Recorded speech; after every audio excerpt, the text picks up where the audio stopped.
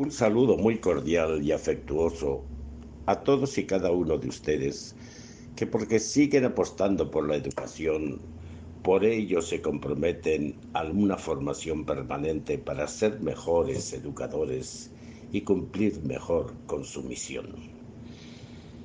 Porque estamos iniciando un año escolar que sin duda va a ser muy difícil y conflictivo. Quiero iniciar mis palabras con un ferviente llamado a la innovación, el coraje y la esperanza. No son tiempos para educadores rutinarios, sumisos, pusilánimes o que se acobardan ante los inmensos retos que debemos enfrentar. Son tiempos para educadores corajudos, creadores y valientes, capaces de crecerse ante las dificultades y, para decirlo con palabras textuales de Paulo Freire, ese gran pedagogo brasileño, de reinventar el mundo en una dimensión ética y estética de modo que sea menos feo, en el que disminuyan las desigualdades, en el que las discriminaciones de raza, de sexo, de clase sean señales de vergüenza y no de afirmación orgullosa o de lamentación puramente engañosa. Mundo en el que nadie domina a nadie, nadie roba a nadie, nadie discrimina a nadie sin ser castigado legalmente. Nuestra utopía, nuestra sana locura, es la construcción de un mundo en el que el poder se asiente de tal modo sobre la ética que sin ella se destruya y no sobreviva. En un mundo así, la gran tarea del poder político es garantizar las libertades, los derechos y los deberes, la justicia, y no respaldar el arbitrio de los suyos. Venezuela, digámoslo una vez más, con convicción y con fuerza, es un país privilegiado, lleno de encantos y prodigios, que Dios lo debió crear en una tarde que andaba especialmente feliz. Cuando en 1498 Cristóbal Colón llegó a tierras venezolanas, quedó tan impresionado con su belleza que creyó que había llegado al paraíso terrenal. Sus ojos, ardidos de tanta luz y tanto verdor, trataban en vano de captar toda la hermosura, y de su asombro y admiración brotó el primer nombre de Venezuela: tierra de gracia, tierra bendita, tierra agraciada y querida especialmente por Dios. Realmente Venezuela tiene enormes potencialidades y no solo cuenta con inmensas riquezas de materias primas, petróleo, hierro, oro, aluminio, coltán, pesca, productos agrícolas y ganaderos, sino que es imposible imaginar un país más hermoso. Cuenta con un sol inapagable, playas exquisitas de aguas cristalinas sobre lechos de coral, Morrocoy, Los Roques, Mochima, Playa Colorada, Arapito, Araya, Margarita, Choroní, Cata, Maya, Adícora, Punchuaco, El Supí, Villamarina, Neima, Castilletes, desiertos y medanales que avanzan sin descanso con sus pies movedizos de arena, llanuras inmensas pobladas de historias, corocoras y garzas, donde los horizontes como las estrellas se van alejando a medida que uno los persigue, ríos caudalosos que van culebreando entre selvas infinitas, árboles frondosos que parecen sostener el cielo con sus brazos, lagos y lagunas encantadas, pobladas de leyendas y de magia, tepuyes, castillos de los dioses Pemón, que levantan sus frentes para asomarse al espectáculo increíble de la gran sabana, saltos, raudales y cascadas que entonan con sus labios de agua el himno del amanecer de la creación. Una enorme serranía habitada por el frailejón, la soledad y el viento, donde el tiempo va madurando sus cosechas de rocas. Una colosal montaña que agita contra el cielo su blanca bandera de nieve. Pueblitos montañeros que se acurrucan en torno a su iglesia protectora y se trepan a las raíces de la niebla y del frío. Islas paradisíacas que parecen estrellas caídas en el inmenso cielo azul de nuestros mares. En marzo y abril, Venezuela llamea en los brazos de sus araguaneyes. Todas las tardes, Dios se despide de nosotros en los crepúsculos de Lara y en los atardeceres de Juan Griego, y acuna nuestro sueño con el guiño sublime del relámpago del Catatumbo. Pero en Venezuela hoy enfrentamos un triple reto para convertir todas sus inmensas potencialidades en vida abundante para todos. El reto del reencuentro y la convivencia, de modo que profundicemos y llenemos de sentido la democracia, entendiéndola como un poema de la diversidad, con poderes autónomos que se regulen unos a otros, por ejemplo, el poder electoral que permita y apoye elecciones libres, transparentes y éticas, instituciones eficientes que resuelvan problemas y nos vayamos constituyendo en un país de ciudadanos honestos y solidarios, iguales ante la ley. Esto va a exigir centros educativos profundamente democráticos, en los que se aprende a vivir y a convivir, verdaderos microcosmos de la nueva Venezuela que queremos. El segundo reto es cambiar el modelo estatista y rentista por un modelo eficiente y productivo, que asuma el trabajo y la producción como medios esenciales de realización personal y de garantizar a toda la población bienes y servicios de calidad. Cuánta falta nos hace escuchar y sobre todo cumplir el clamor de Simón Rodríguez. Yo no pido que me den, sino que me ocupen, que me den trabajo. Si estuviera enfermo pediría ayuda. Sano y fuerte debo trabajar. Solo permitiré que me lleven a hombros cuando me lleven a enterrar.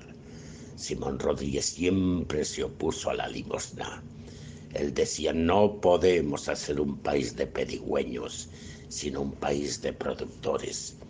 Él mismo, cuando no conseguía trabajo como maestro, se dedicó a fabricar jabones y a hacer velas y decía, así alumbraré América con mis velas y lavaré la conciencia de los americanos.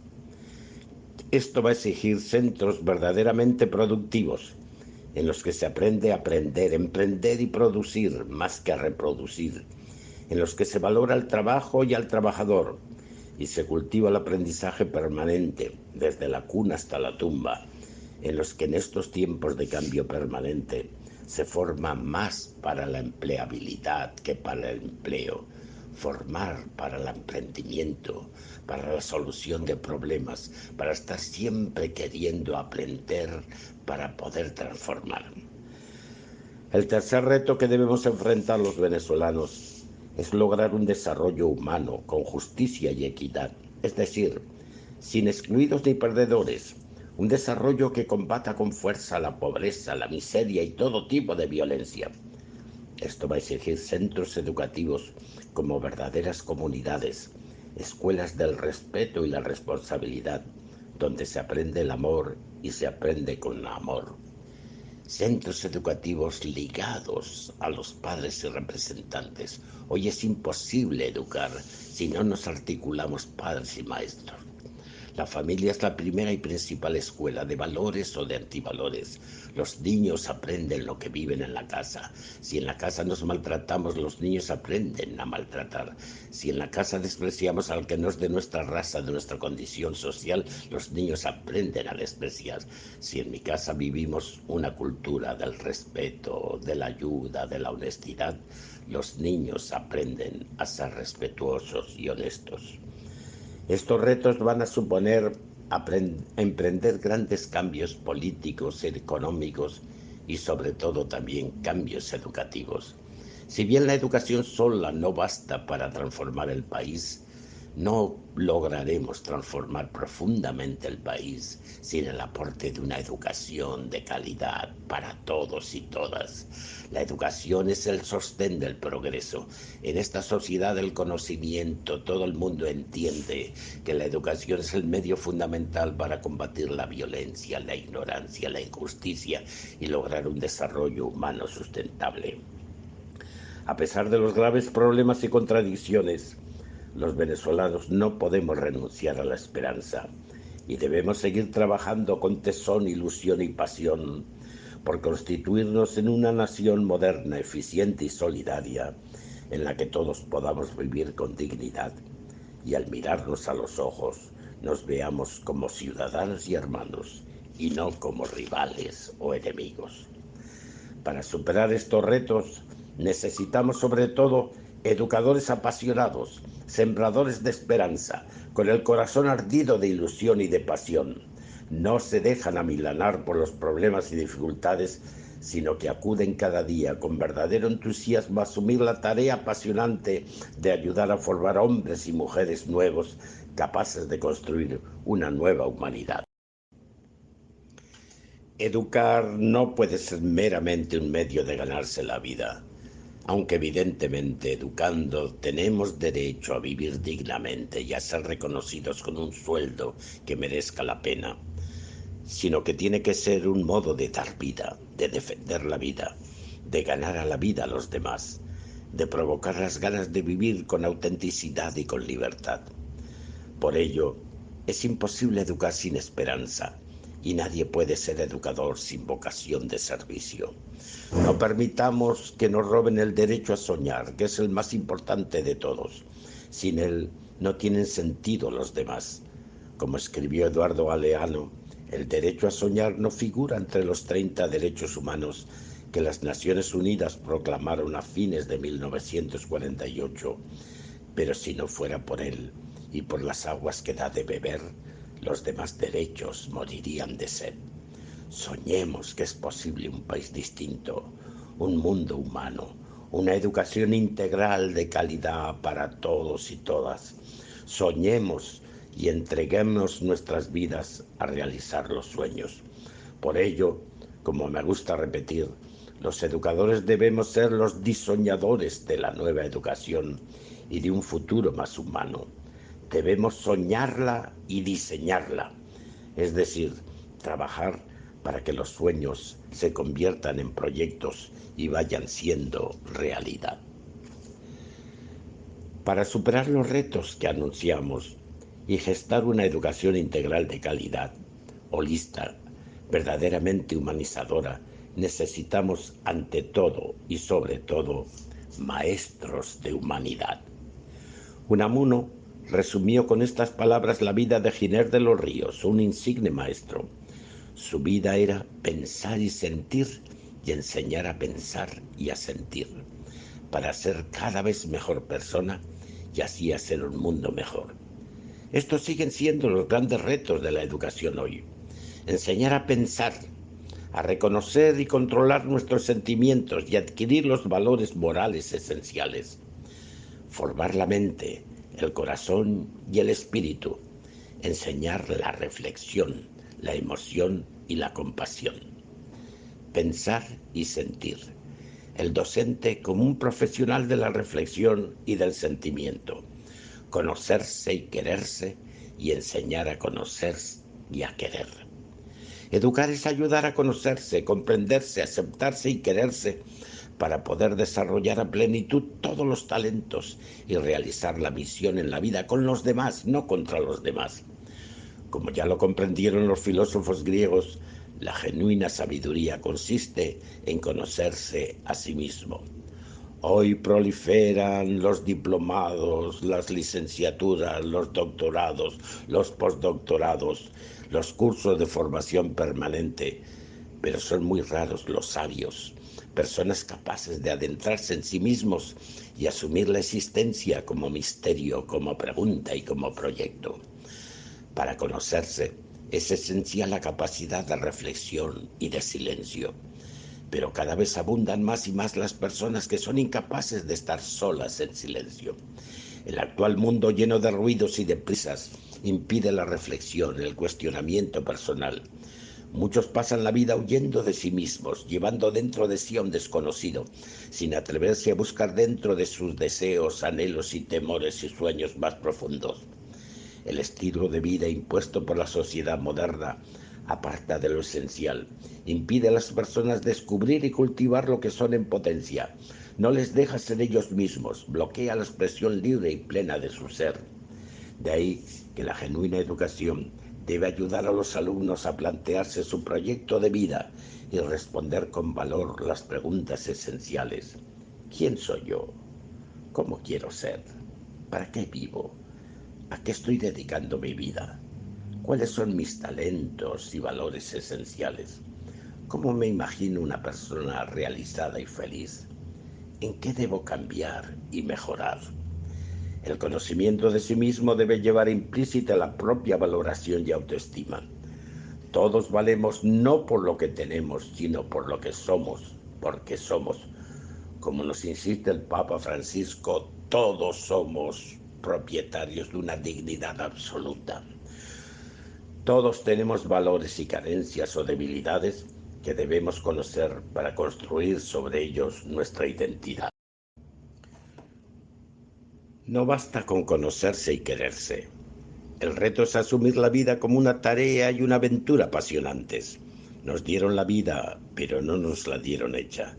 Los seres humanos somos los únicos que podemos labrar nuestro futuro, que podemos inventarnos a nosotros mismos y podemos reinventar el mundo. Como repetía Paulo Freire con insistencia, la educación tiene sentido porque los seres humanos somos proyectos y podemos tener proyectos para el mundo. El futuro no es solo por venir, es también y sobre todo por hacer. Los seres humanos somos creadores de nosotros mismos. Podemos decidir lo que queremos llegar a ser. La vida es un viaje y cada uno puede decidir su destino. Podemos ir a la cumbre o al abismo. Podemos hacer de nuestra vida un jardín de flores o un estercolero. Podemos vivir dando vida o amargando o asfixiando la vida. Por ello coexisten los santos y los criminales, personas dispuestas a matar y personas dispuestas a dar la vida por salvar a otros. Enseñar a vivir plenamente es en definitiva enseñar a ser libres. La tarea más importante de la vida debe ser la conquista de la libertad. Pero la libertad, que es autonomía responsable y superación de caprichos y ataduras, se viene confundiendo con su contrario, la total dependencia, la esclavitud al mercado, los caprichos, las modas o las órdenes. Cuanto más se llenan las personas de cadenas, más libres se sienten. En un mundo que cada vez más nos va llenando de cadenas, la genuina libertad debe traducirse en liberación, en lucha tenaz contra todas las formas de opresión, dominación y represión. Solo donde hay libertad hay disponibilidad para el servicio que ayuda a los demás a romper sus propias ataduras. Ser libre es, en definitiva, vivir para los demás, disponibilidad total para ayudar a cada persona a desarrollar sus potencialidades y lograr su propia autonomía, combatiendo todo tipo de dependencia y sumisión. Somos libres, en definitiva, para amar, para servir. Toda auténtica vida humana es vida con los otros, es convivencia. La persona humana es imposible e impensable sin el otro. Como decía Albert Camus, es imposible la felicidad a solas. Lo propio del ser humano, lo que nos define como personas, es la capacidad de amar, es decir, de relacionarnos con los otros buscando su bien, su felicidad. Por ello, solo será posible convivir, es decir, vivir con los demás, si aprendemos a vivir para los demás, pues el servicio es la forma más clara de expresar el amor. Vivir como un regalo para los demás, vivir sirviendo siempre, vivir combatiendo todo tipo de dominación, manipulación y explotación, es el medio privilegiado para encontrar la plenitud y la felicidad. Habilidades para la convivencia. Educar los ojos para aprender a mirar. En primer lugar, mirada contemplativa, capaz de observar y admirar el milagro que se oculta en una flor, una gota de agua, un pájaro, una piedra, la sonrisa de un niño, un rostro arrugado por el peso de los años o del sufrimiento.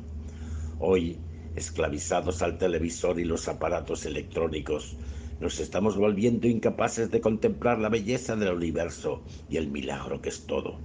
Como dice un proverbio oriental, si miras un árbol y solo ves un árbol, no sabes observar.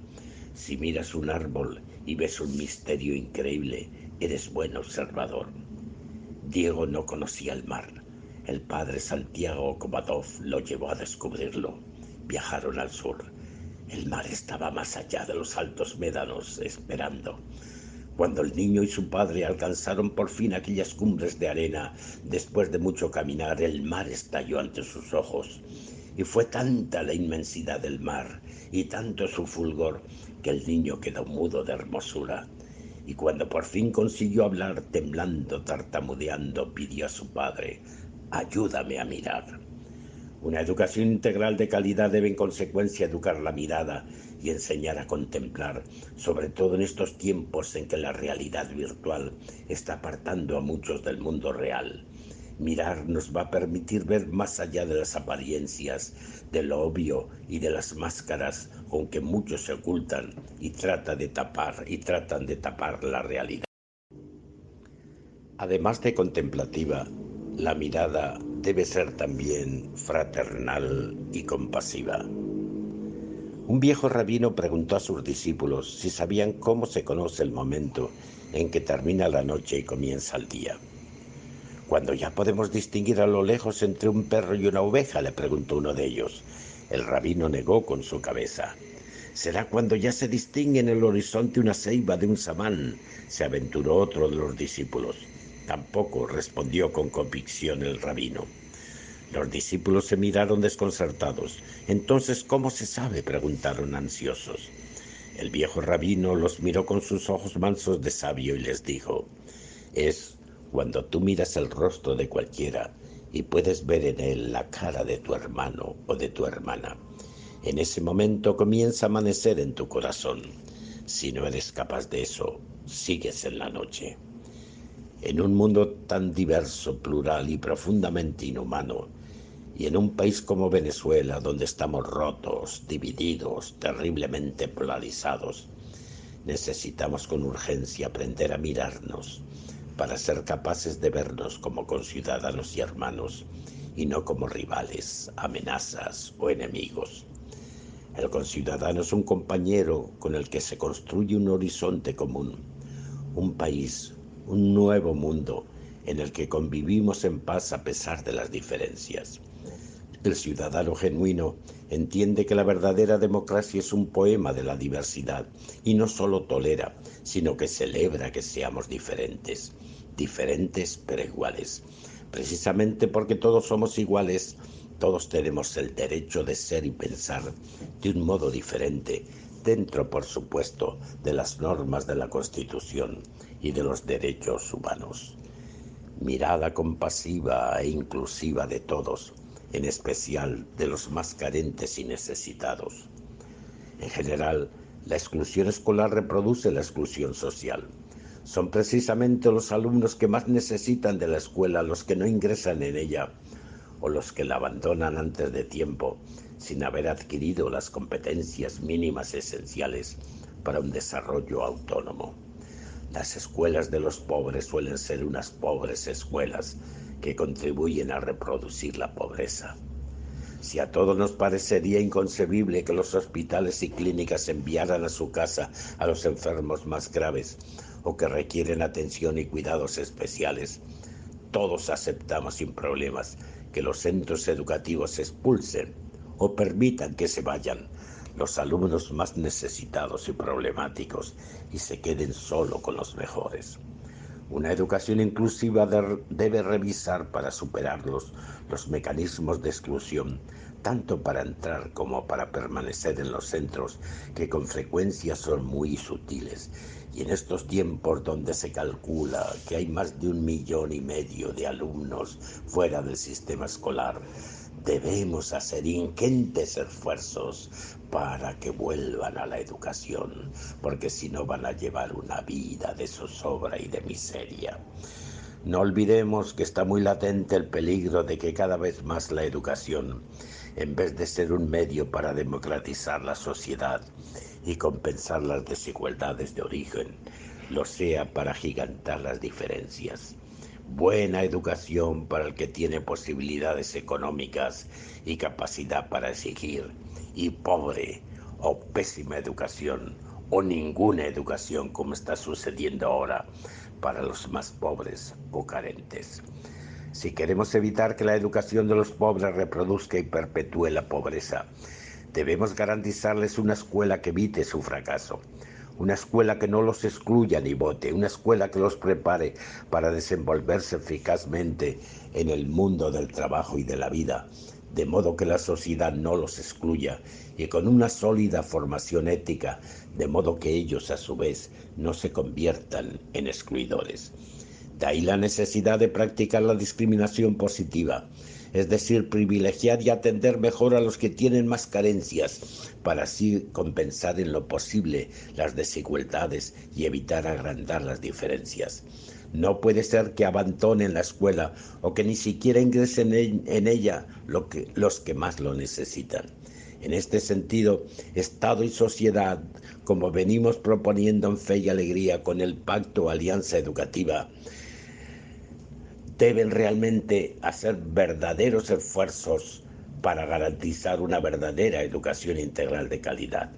Esto implica jornadas más extensas y más intensas y dotación de buenas bibliotecas, comedores escolares, salas tecnológicas, talleres y buenas bibliotecas, laboratorios, canchas deportivas, lugares para estudiar e investigar con comodidad, actividades extraescolares atractivas.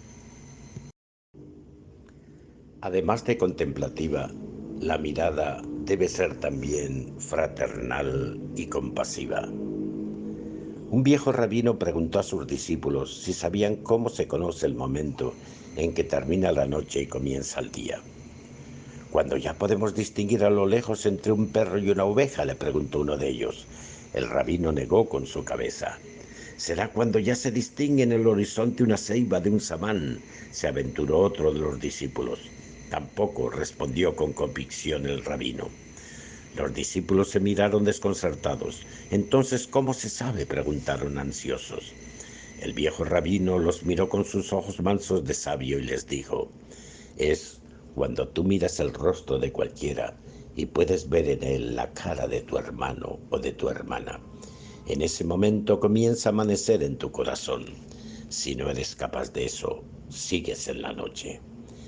En un mundo tan diverso, plural y profundamente inhumano, y en un país como Venezuela, donde estamos rotos, divididos, terriblemente polarizados, necesitamos con urgencia aprender a mirarnos para ser capaces de vernos como conciudadanos y hermanos y no como rivales, amenazas o enemigos.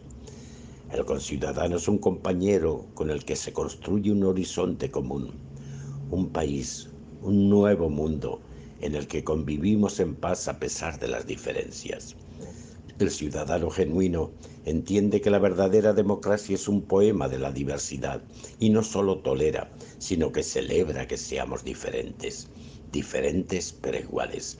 Precisamente porque todos somos iguales, todos tenemos el derecho de ser y pensar de un modo diferente, dentro, por supuesto, de las normas de la Constitución y de los derechos humanos. Mirada compasiva e inclusiva de todos, en especial de los más carentes y necesitados. En general, la exclusión escolar reproduce la exclusión social. Son precisamente los alumnos que más necesitan de la escuela los que no ingresan en ella, o los que la abandonan antes de tiempo, sin haber adquirido las competencias mínimas esenciales para un desarrollo autónomo.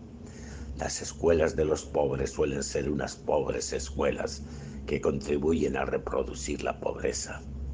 Si a todos nos parecería inconcebible que los hospitales y clínicas enviaran a su casa a los enfermos más graves o que requieren atención y cuidados especiales, todos aceptamos sin problemas que los centros educativos expulsen o permitan que se vayan los alumnos más necesitados y problemáticos y se queden solo con los mejores. Una educación inclusiva debe revisar para superar los mecanismos de exclusión, tanto para entrar como para permanecer en los centros, que con frecuencia son muy sutiles.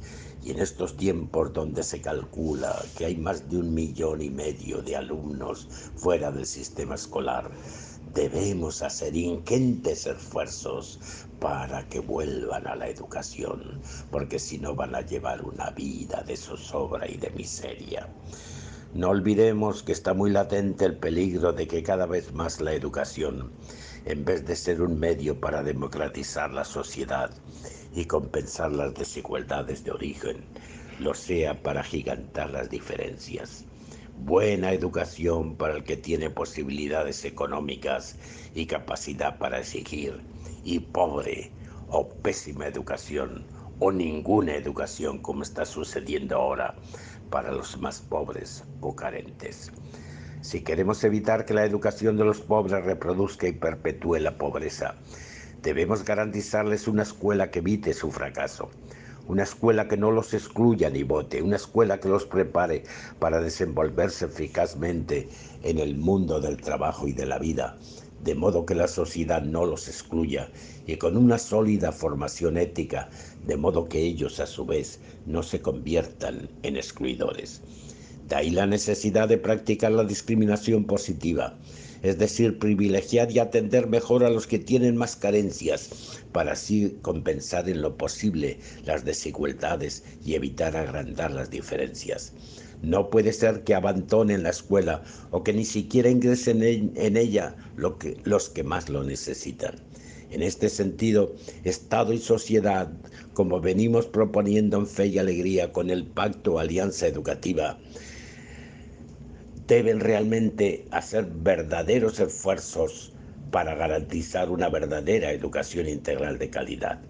Esto implica jornadas más extensas y más intensas y dotación de buenas bibliotecas, comedores escolares, salas tecnológicas, talleres y buenas bibliotecas, laboratorios, canchas deportivas, lugares para estudiar e investigar con comodidad, actividades extraescolares atractivas. Junto a estos retos, para ir gestando una educación verdaderamente humanizadora, necesitamos transformar también nuestra pedagogía.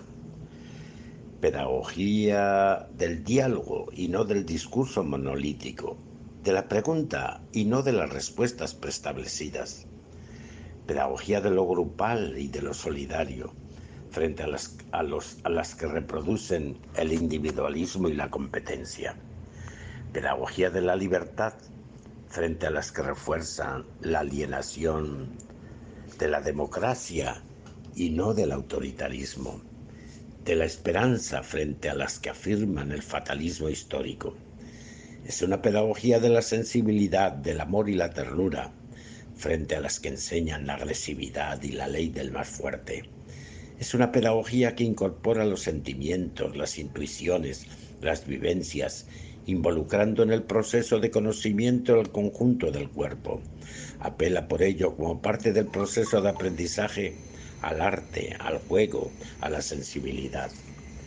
Con la idea de ayudar a leer nuestras prácticas, les presento a continuación una propuesta para ir pasando de la pedagogía tradicional reproductora, que todavía está muy presente en nuestras prácticas educativas, a una pedagogía transformadora y liberadora. Primero, de la enseñanza al aprendizaje. La educación tradicional gira en torno al profesor y la enseñanza.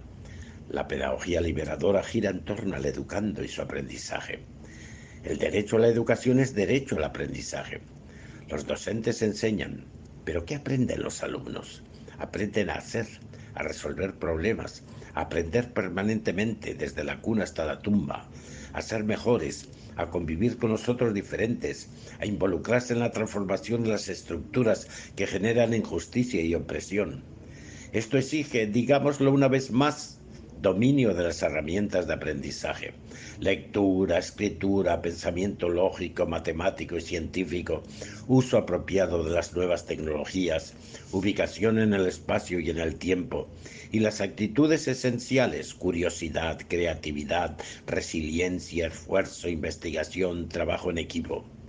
Al ser el alumno el centro de todo el proceso educativo, la planificación parte de su experiencia, sus conocimientos previos, sus saberes, sus necesidades e inquietudes, y no del currículum preestablecido igual para todos. Pedagogía que se adapta a la realidad de cada alumno, que reconoce y valora su cultura, su lenguaje y lo acompaña en su crecimiento y realización personal y comunitaria. 2. De la pedagogía uniformadora y excluyente a la pedagogía de la diversidad e inclusiva. Atiende, respeta y valora la diversidad de caracteres, ritmos, necesidades, formas de aprender, asumiendo en serio la pedagogía de las inteligencias múltiples y favoreciendo a los que tienen menos posibilidades y oportunidades de salir adelante. Es en consecuencia una pedagogía del amor, de la ternura, del diálogo, de la inclusión. Por ello practica la discriminación positiva, como ya dijimos, y defiende la educación de calidad para todos como derecho, lo que implica defensa de la educación pública de calidad, combatiendo las políticas mercantilistas y excluyentes que quieren convertir a la educación, que es un derecho, en una mercancía y que por ello favorece la desigualdad, sin importar que la educación de los pobres sea una pobre educación. 3. De la pedagogía verbal a la pedagogía del trabajo, la producción y el emprendimiento. La pedagogía tradicional privilegia la palabra del docente y la repetición y memorización de dicha palabra por parte de los alumnos. La pedagogía liberadora es una pedagogía activa del hacer, del aprender creando. Promueve la curiosidad, la creatividad, el pensamiento crítico, la investigación, la solución de problemas. Las aulas se van transformando en talleres, laboratorios, lugares de encuentro, diálogo, discusión, creación, producción y emprendimiento. 4. De la pedagogía individualista y competitiva a la pedagogía colaborativa, cooperativa y comunitaria que promueve la organización y la movilización. La pedagogía liberadora combate con decisión el aislamiento de los docentes, el individualismo de los alumnos y la desconexión educativa de los padres, representantes y comunidad en general. 5. De la pedagogía que promueve la resignación y el acomodo a una pedagogía de la esperanza y la transformación. La educación, como lo repetía Paulo Freire y venimos insistiendo nosotros, exige la convicción de que es posible el cambio, implica la esperanza militante de que los seres humanos podemos reinventar el mundo en una dirección ética y estética distinta a la marcha de hoy. Esperanza crítica, no ingenua, que necesita del compromiso y sobre todo del testimonio coherente para hacerse historia concreta. 6. De la pedagogía que asume la evaluación como un medio de control y exclusión a la pedagogía que entiende la evaluación como un medio de aprendizaje y apoyo. Una pedagogía al servicio del alumno exige una revisión profunda de la cultura y las prácticas de evaluación. Evaluación que ayuda a descubrir tanto al alumno como al docente sus fortalezas, sus carencias, sus necesidades.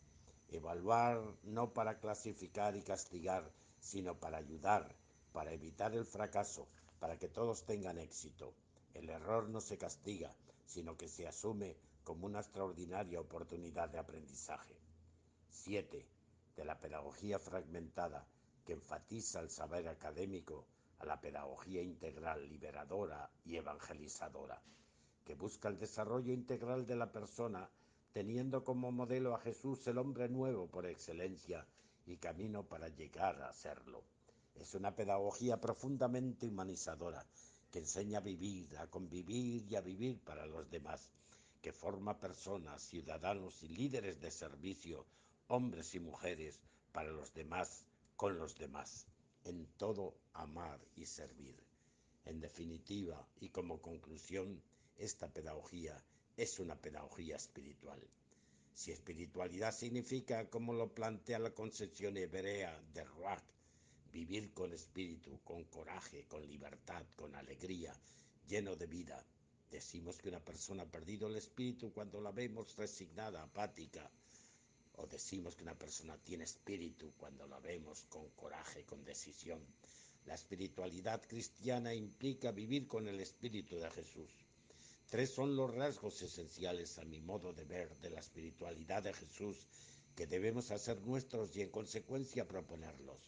Una gran intimidad con el Padre, que Jesús experimentó como Abba, ternura infinita, apasionamiento por el reino, es decir, por una sociedad justa y fraternal, y compasión eficaz a favor de los más débiles y excluidos.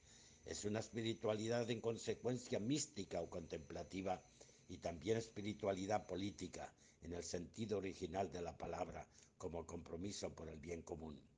Como espiritualidad contemplativa o mística, cultiva la vida interior, la oración, el silencio, la meditación, la contemplación. Como espiritualidad política, se compromete a seguir a Jesús en su empeño de transformar el mundo o, en términos evangélicos, establecer el reinado de Dios. La espiritualidad se alimenta de un Dios que solo busca y quiere una humanidad más justa y más feliz, y tiene como centro y tarea decisiva construir una vida más humana. Seguir a Jesús es proseguir su misión, comprometerse con su proyecto. Buscar el cielo exige trabajar por humanizar la tierra. Educar será evangelizar, presentar la buena noticia de que Dios nos ama y nos invita a acompañarle en la construcción del reino. Y esto debe ser una tarea apasionante.